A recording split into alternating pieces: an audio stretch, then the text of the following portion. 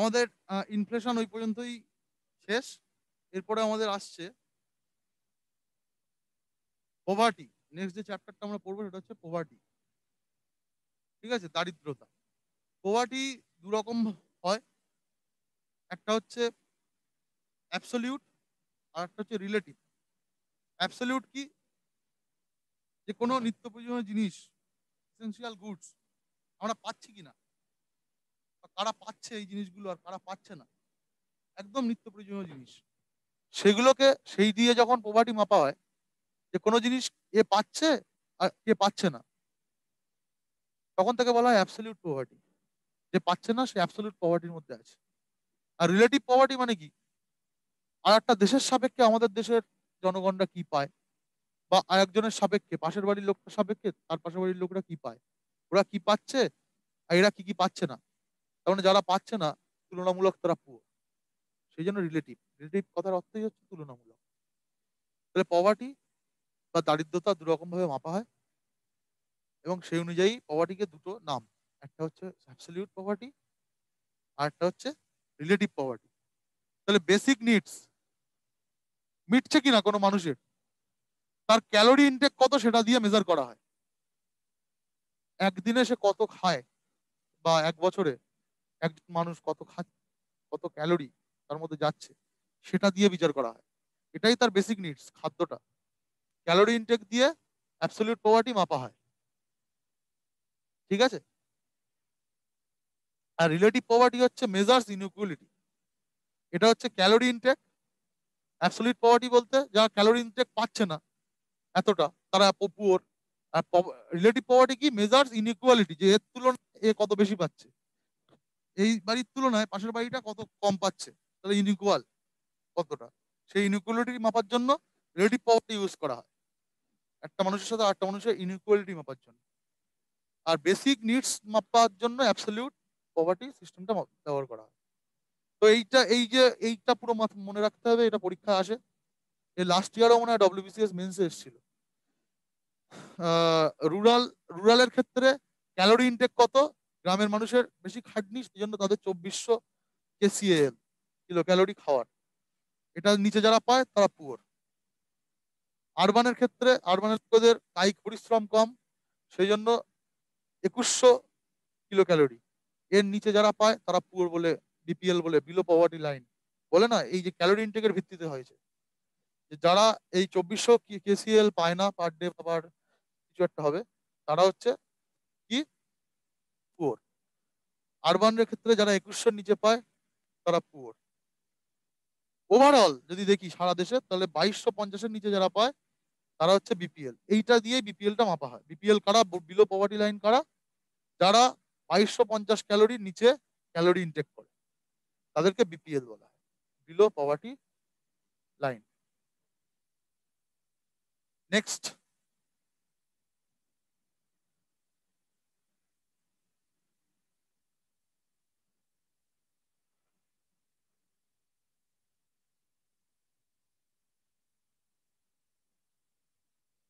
এবার হচ্ছে method of measuring poverty. Inflation method, ইনফ্লেশনের ছিল সিপিআই আর ডব্লিউপিআই। পভার্টিরও এরকম দুটো আছে মেথড। একটা হচ্ছে এমআরপি মেথড। এমআরপির ফুল ফর্ম হচ্ছে এখানে mixed recall period. Mixed recall period. এখানে কি করা হয়, একটা 365 দিন ধরে কিছু কিছু জিনিসের কনজামশন কতটা মানুষের মধ্যে 365 দিন ধরে অবজার্ভ করা হয়, যে তার মধ্যে 5টা ফুড আইটেম আছে, নন ফুড আইটেম আছে, সেই নন ফুড আইটেম কারা পাচ্ছে আর কারা পাচ্ছে না, সেটা 365 দিন ধরে দেখা হয়। আর একটা 30 দিন দেখা হয়, কিছু ফুড আইটেম আছে, সেগুলো 30 দিন ধরে দেখা হয় এই মানুষগুলো পাচ্ছে, কোন মানুষগুলো সেই ফুড আইটেম গুলো পাচ্ছে আর কোন মানুষগুলো ফুড আইটেম গুলো পাচ্ছে না, সেটা 30 দিন দেওয়া হয়। আর 365 দিন দেখা হয় নন ফুড আইটেম 5টা, হেলথ, এডুকেশন ইত্যাদি, যে কারা পাচ্ছে আর কারা পাচ্ছে না। তাহলে 365 দিন আর 30 দিন দুটো সিস্টেম, সেই জন্য মিক্সড নামটা। এই যে মিক্সড রিকল, কারণ কি, রিকল করা হচ্ছে কতদিন ধরে, একটা 365 দিন ধরে, যেটা হচ্ছে নন ফুড, আর ফুড আইটেম গুলো দেখা হচ্ছে 30 দিন ধরে পাচ্ছে কিনা।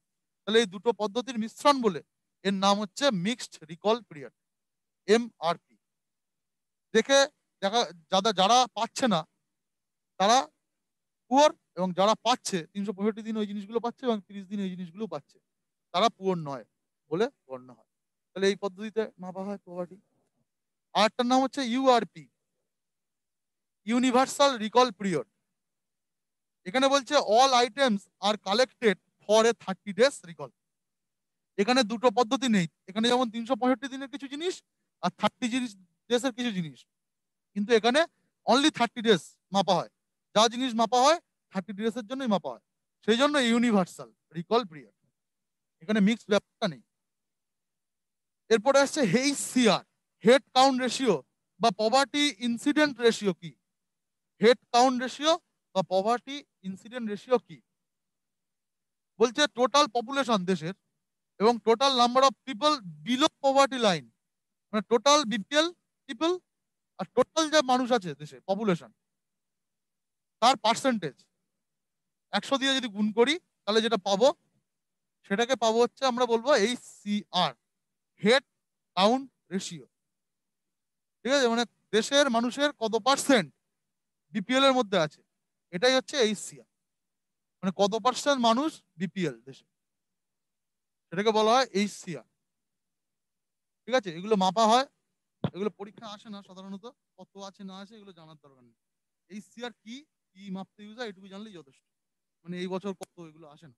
ঠিক আছে, জিডিপি গুলো আসে, জিডিপি আসে, আরো অনেক জিনিস পড়াবো যেগুলো আসবে, মনিটারি পলিসি কত কোনটা। তারপরে আহ, এই লাস্ট ইয়ার একটা কোশ্চেন এসেছিল, এই বছর কত জিএসটি কালেকশন হলো, ঠিক আছে, সেটাও এসছে, এই বছর কত জিএসটি কালেকশন হলো।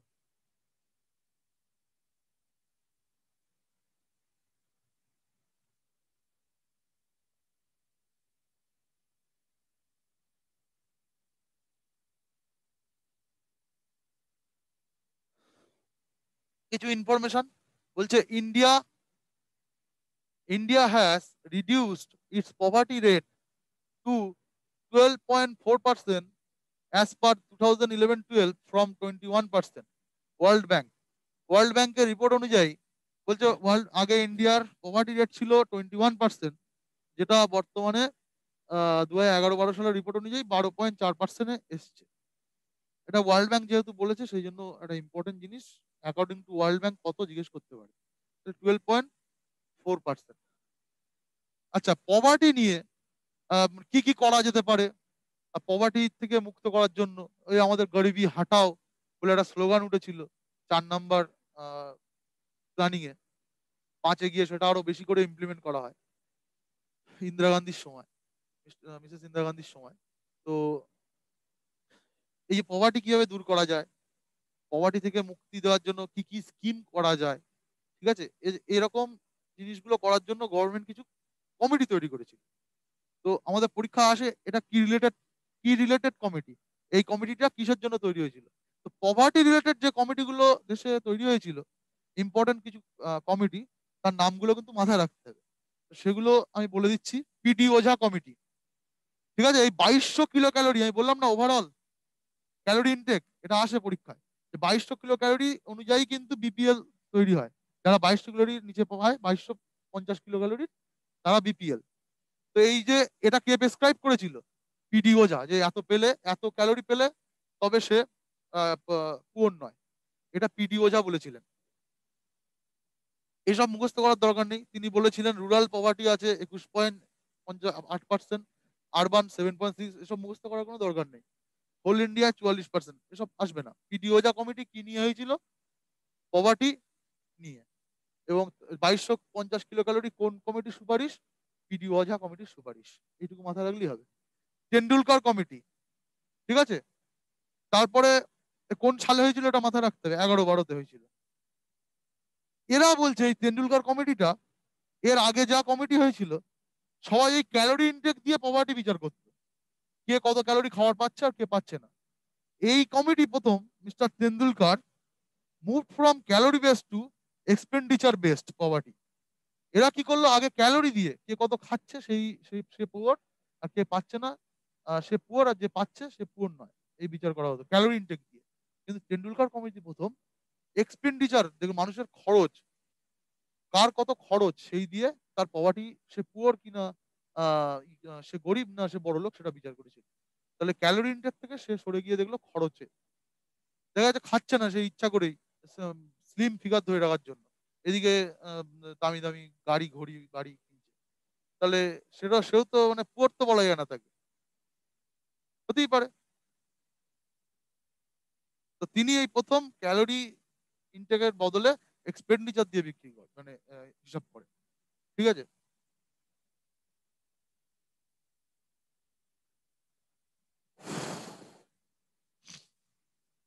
এছাড়া sorry SR Hashim committee, Rangarajan committee, এই কমিটির নামটা মাথায় রেখো, Lakdawala committee, NC Saxena committee, ইত্যাদি কমিটিগুলো হয়েছিল পভার্টি নিয়ে। পভার্টিকে কেন্দ্র করে এই কমিটিগুলো তৈরি হয়েছিল। এই কমিটির নামগুলো জাস্ট মাথায় রাখো।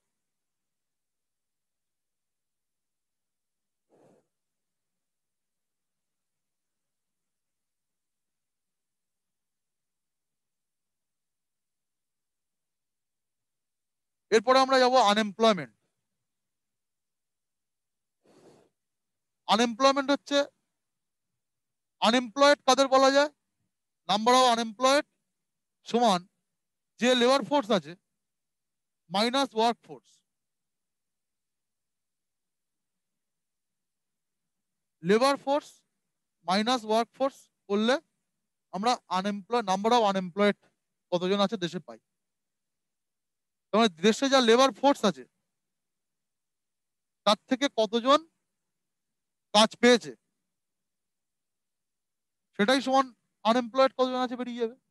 যদি 10 জন থাকে আর 5 জন কাজ করে, তাহলে 5 জন কি আনএমপ্লয়েড? তাহলে ইকোনমির ভাষায় বলছে labour force minus work force is equals to unemployed person of a country. এবার তিনটে জিনিস। 1 নম্বরে বলছে being engaged in economic activity.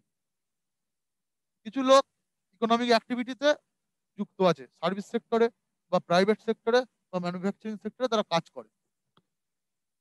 দেশের কিছু লোক not engaged in economic activity but seeking work.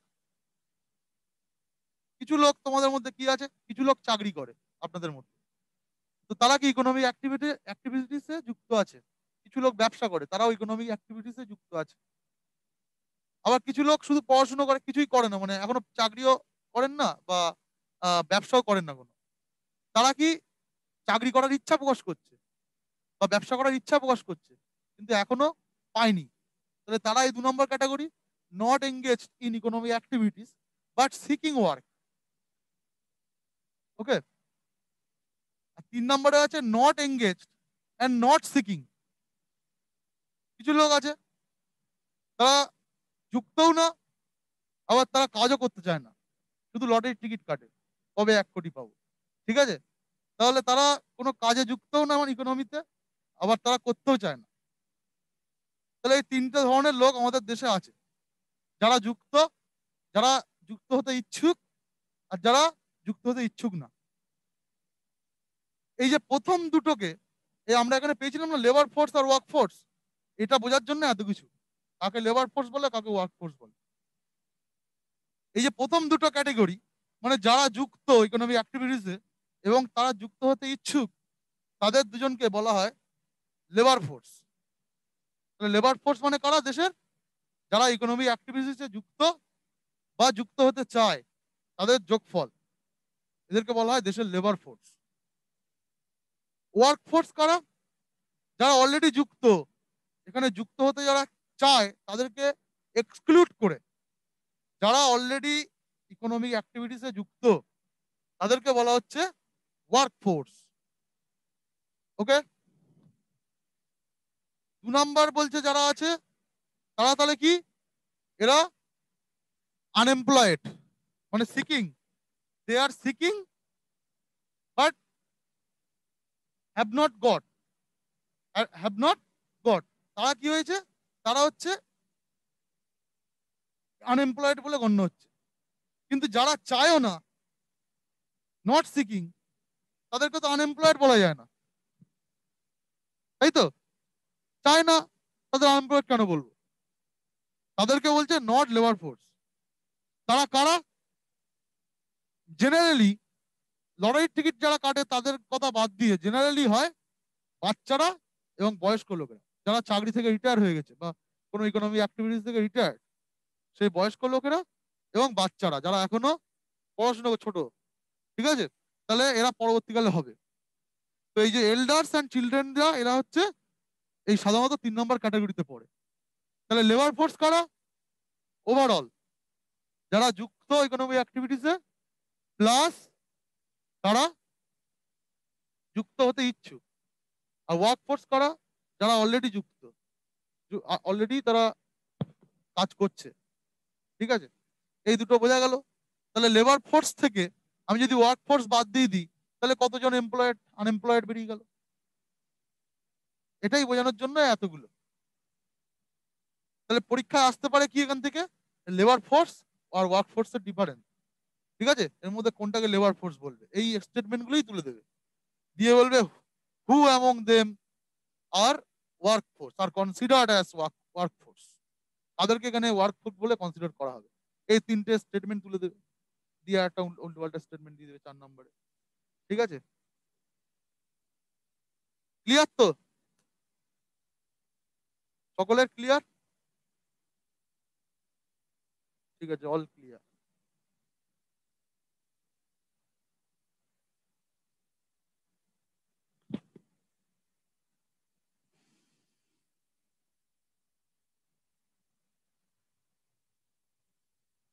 এরপরে আমরা যেমন ইনফ্লেশনের টাইপস দেখেছি, পভার্টির টাইপস দেখেছি, এবার আমরা আনএমপ্লয়মেন্টের কিছু টাইপ দেখব।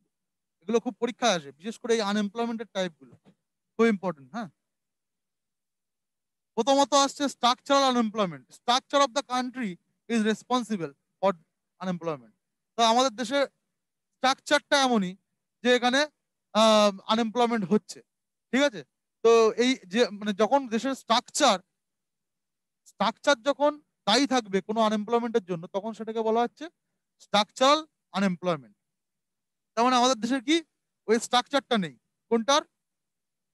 আহ, যেটা বলছিলাম ম্যানুফ্যাকচারিং সেক্টরের। তাহলে কি এখানে ম্যানুফ্যাকচারিং সেক্টরের স্ট্রাকচার কি বলে ম্যানুফ্যাকচারিং সেক্টরে আনএমপ্লয়মেন্ট বিরাজ করছে? তো কোনো দেশের স্ট্রাকচার যদি দায়ী থাকে তখন তাকে স্ট্রাকচারাল আনএমপ্লয়মেন্ট। ফ্রিকশনাল আনএমপ্লয়মেন্ট, মানে ফ্রিকশনাল মানে হচ্ছে এক, এই বিশেষ করে প্রাইভেট সেক্টরে দেখা যায় যে একটা কোম্পানি ছেড়ে আর একটা কোম্পানিতে জয়েন করার টেন্ডেন্সি থাকে। তো মাঝখানের যে পিরিয়ডটা, যে 15 দিন বা 20 দিন বা 1 মাস বা কারো 2 মাস বা কারো 6 মাস, মাঝখানের যে পিরিয়ডটা চলে, যে একটা কোম্পানি ছেড়ে আর একটা কোম্পানিতে যাওয়ার মাঝের যে পিরিয়ডটা, তখন তো আনএমপ্লয়েড। তখন সেই সেই পিরিয়ডে যে যারা আনএমপ্লয়েড তাদেরকে বলা হচ্ছে ফ্রিকশনাল আনএমপ্লয়েড, ফ্রিকশনাল আনএমপ্লয়মেন্ট এটাকে বলা হচ্ছে। সাইক্লিক্যাল, সাইক্লিক্যাল কাকে বলে? ওই 2002-3 যেটা হয়েছিল, আমেরিকা রিসেশন হয়েছিল এবং এখনো রিসেশন হচ্ছে বহু দেশে এই করোনার কারণে। এর জন্য যে আনএমপ্লয়মেন্ট আসছে, তাহলে কোনো দেশে রিসেশনের জন্য যে আনএমপ্লয়মেন্ট আসছে, তখন সেটাকে বলা হচ্ছে স্ট্রাকচার এই সাইক্লিক্যাল আনএমপ্লয়মেন্ট। এরপরে ডিসগাইজড আনএমপ্লয়মেন্ট। ডিসগাইজড আনএমপ্লয়মেন্ট এটা খুব ইম্পর্টেন্ট এবং পরীক্ষায় বহুবার এসছে। ডিসগাইজ আনএমপ্লয়মেন্ট হচ্ছে, একটা উদাহরণ দিই, আমাদের দেশের জিডিপি এর 17%, মাত্র 17%, মানে 15 থেকে 17% এগ্রিকালচার থেকে আসে, মানে প্রাইমারি সেক্টর থেকে। বাট আমাদের দেশের 60% মানুষ, more than 60%, 60, more than 60% people R engaged in primary sector. তাহলে আমাদের দেশের যা ওয়ার্ক ফোর্স আছে তার 60% কাজ করে কোথায়? প্রাইমারি সেক্টরে। তাহলে তো প্রাইমারি সেক্টর থেকে সবচেয়ে বেশি আউটপুট আসার কথা, তো সবচেয়ে বেশি কন্ট্রিবিউশন থাকা উচিত জিডিপিতে, কিন্তু মাত্র 17% জিডিপিতে কন্ট্রিবিউট করে। তার মানে কি যারা আছে তারা থাকলেও ওই 17% হবে, তারা না থাকলেও 17% হবে। একটা কৃষক পরিবারের যদি 15 জন সদস্য থাকে, 15 জন সদস্য মিলে একটা জমিতে চাষ করে, দেখা যাচ্ছে 500 কেজি আলু তৈরি করলো, আলু উৎপাদন করলো। 15 জন থেকে যদি 5 জন বাদ দেওয়া হয়, পরের বছরও 10 জন মিলেও দেখা যাচ্ছে 500 কেজি আলু উৎপাদন করেছে। তাহলে আর 5 জনের কোনো ভ্যালু নেই ওখানে। তাদের কোনো প্রোডাক্টিভিটি আছে কি? দে হ্যাভ নো প্রোডাক্টিভিটি, কিন্তু এমপ্লয়েড। তাহলে উইথাউট প্রোডাক্টিভিটি যারা এমপ্লয়েড তাদেরকে বলা হচ্ছে ডিসগাইজ আনএমপ্লয়মেন্ট। ঠিক আছে? তাহলে এরা কি অ্যাকচুয়ালি ডিসগাইজ হয়ে আছে, মানে এরা থাকা না থাকা সমান, মার্জিনাল প্রোডাক্টিভিটি 0। এরাই হচ্ছে ডিসগাইজ। তাহলে এটা সবচেয়ে কোন ক্ষেত্রে দেখা যায়? এই কোশ্চেনটা আসে কৃষি ক্ষেত্রে। কৃষি ক্ষেত্রে ডিসগাইজড আনএমপ্লয়মেন্ট এবং সিজনাল আনএমপ্লয়মেন্ট, মানে একটা সিজনে চাষ হচ্ছে আবার একটা সিজনে চাষ হচ্ছে না, তাহলে ওই সিজনটাই সে আনএমপ্লয়েড। তাহলে কৃষি ক্ষেত্রে দুটো আনএমপ্লয়মেন্ট দেখা যায়, একটা হচ্ছে ডিসগাইজড আর একটা হচ্ছে সিজনাল। এই সিজনালটা তাহলে পরে দিলাম, একটা সিজনে কাজ থাকে একটা সিজনে থাকে না। এরপরে open unemployment, no work and not finding work, lottery কাটা পাবলিক, মানে তারা কাজও নেই, তারা কাজ খুঁজছেও না। ঠিক আছে? শুধু বলে যে খুব ঘুষ, সব জায়গায় ঘুষ, চাকরির পরীক্ষাও দেয় না, শুধু বলে ঘুষ। ও কি হবে পরীক্ষা দিয়ে ঘুষ দিতে হবে, মানে দেখবে পড়াশুনো টোটালি করে না, তাদের মধ্যে এই কথা সবচেয়ে বেশি দেখা যায়। তাদের পড়াশুনো না করাটা ঢাকার জন্য বলে শুধু ঘুষ। ঠিক আছে? তো এই ধরনের লোক, no work and not finding work, তারা হচ্ছে ওপেন আনএমপ্লয়মেন্ট, ওপেনলি তারা আনএমপ্লয়েড। এরপরে আসছে আন্ডার এমপ্লয়মেন্ট। আন্ডার এমপ্লয়মেন্ট কাকে বলে? যেটা এখন খুব দেখা যাচ্ছে আমাদের দেশে, যে একজন ইঞ্জিনিয়ার হয়ে সে একজন ক্লার্কে চাকরি করছেন, বা একজন পোস্ট গ্রাজুয়েট হয়ে সে পিয়নের কাজ করছে। এই যে আনএমপ্লয়েডটা, মানে তার যতটা প্রোডাক্টিভিটি ততটা সে দিতে পারছে না, তার কম সে প্রোডাক্টিভিটি দিচ্ছে। ঠিক আছে? সেটাকে বলা হচ্ছে আন্ডার এমপ্লয়মেন্ট, মানে তার যোগ্যতা অনুযায়ী সে কাজ যদি না পায় সেটা হচ্ছে আন্ডার এমপ্লয়মেন্ট। এরপরে voluntary, work available but don't want to work. তাহলে ওপেনের ক্ষেত্রে কি ছিল? ওয়ার্ক অ্যাভেলেবেল ছিল না এবং কাজ করতে চাইতেও না। আর ভলেন্টারির মধ্যে কি? কাজ আছে প্রচুর, কিন্তু সে কাজ করতে চায় না, টাকা চলে আসছে কোথা থেকে অন্য কোথা থেকে। ঠিক আছে? কাজ করবো কি করতে, এই ভাবনা, মানে কাজ আছে তাও কাজ করবেন। এরা হচ্ছে ভলেন্টারি। ওপেন আর ভলেন্টারির মধ্যে পার্থক্য কি? ওপেনের ক্ষেত্রে কাজ অ্যাভেলেবেল নয়, কিন্তু ভলেন্টারির ক্ষেত্রে কাজ অ্যাভেলেবেল, কিন্তু কাজ করবেন। পরিষ্কার? সবার ক্লিয়ার তো? এবার লাস্ট স্লাইড একটু জটিল, বুঝিয়ে দিচ্ছি।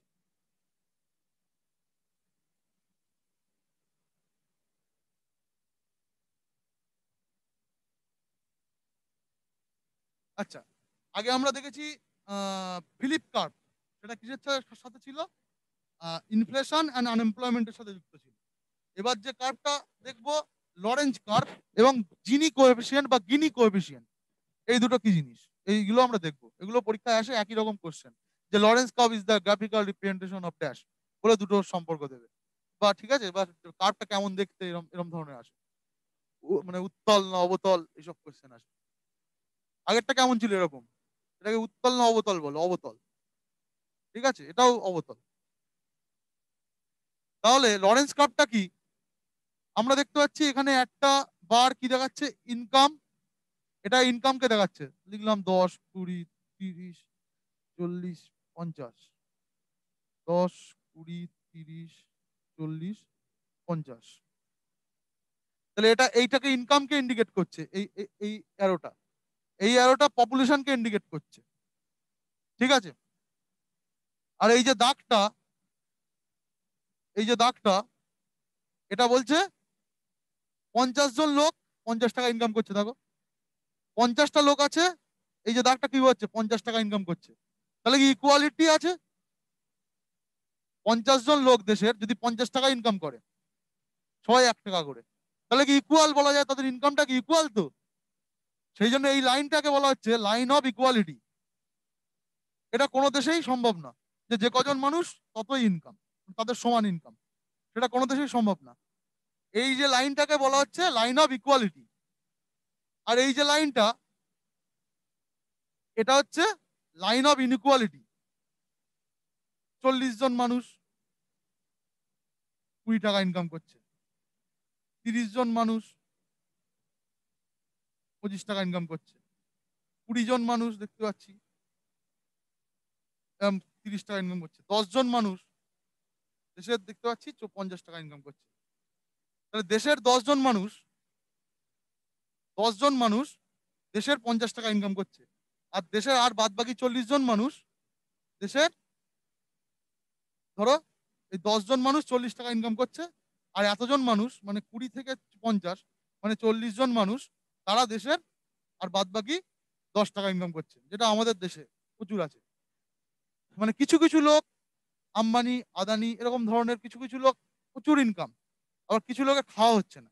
ঠিক আছে, তাহলে এরকম যদি অবস্থা হয় এই যে লাইনটা আরো বেঁকবে, যত এ হবে তত বেঁকবে। মানে এই যে লাইন অফ ইকুয়ালিটি থেকে যত এই লাইনটা সরে যাবে তত বেশি এই মাঝখানে জায়গাটা বেড়ে যাবে, মানে তত বেশি ইকুয়ালিটি থেকে দূরে সরে যাচ্ছে। ঠিক আছে, তত বেশি ইকুয়ালিটি থেকে দূরে সরে যাচ্ছে, এটা লাইন অফ ইকুয়ালিটি। এইটা এর থেকে যত সরবে এদিকে তত ইনইকুয়ালিটি বাড়বে। ঠিক আছে, তাহলে লরেন্স কার্ভ কি বোঝায়? লরেন্স কার্ভ কি কি কি কি করছে? পপুলেশন এবং ইনকাম তাদের মধ্যে একটা সম্পর্ক বোঝাচ্ছে। একটা দেশের পপুলেশন কত আছে আর ইনকাম কত আছে সেটাকে বোঝাচ্ছে। আর এই যে এই লাইনটা হচ্ছে লাইন অফ ইনইকুয়ালিটি, এটা হচ্ছে লাইন অফ ইকুয়ালিটি। এই লাইন অফ ইকুয়ালিটি আর ইনইকুয়ালিটির মাঝখানে যে গ্যাপটা তাকে বলা হয় গিনি কোএফিসিয়েন্ট। গিনি কোএফিসিয়েন্ট কাকে বলে? এই লাইন অফ ইকুয়ালিটি আর ইনইকুয়ালিটি এই দুটোর মধ্যে যে গ্যাপ, সেই গ্যাপটা একটা সংখ্যা, যে এত মিটার গ্যাপ আছে বা এত সেন্টিমিটার গ্যাপ আছে। এই গ্যাপটাকেই, গ্যাপের যে সংখ্যাটা তাকে বলা হয় গিনি কোএফিসিয়েন্ট। তাহলে গিনি কোএফিসিয়েন্টের দ্বারা কি মাপা হয়? ইনইকুয়ালিটি মাপা হয়। দেখো এটা ইকুয়ালিটি আর এটা ইনইকুয়ালিটি, এই মাঝখানে যে গ্যাপটা আছে সেটা ইনইকুয়ালিটি। এটা লাইন অফ ইনইকুয়ালিটি, এটা লাইন অফ ইকুয়ালিটি। মাঝখানে যে গ্যাপটা এটাই হচ্ছে দেশের ইনইকুয়ালিটি। এইটা মাপার জন্য তাহলে গিনি কোএফিসিয়েন্টটা ইউজ হয়। আর লরেন্স কার্ভ হচ্ছে, এই কার্ভটাকে বলা হচ্ছে লরেন্স কার্ভ। এই যে কার্ভটা আছে এই কার্ভটাকে বলা হচ্ছে লরেন্স কার্ভ। ঠিক আছে, সেটা হচ্ছে পপুলেশন আর ইনকামের মধ্যে সম্পর্ক বোঝায়। এই বুঝতে পারা গেছে? সবাই বুঝতে পেরেছেন? কারো কোনো প্রবলেম? আসানসোল, পূর্ত ভবন, শিলিগুড়ি, কল্যাণী, বাঁকুড়া, মালদা। ঠিক আছে, তাহলে আজকে এই পর্যন্তই থাক। আবার নেক্সট দিন আমরা আলোচনা করব।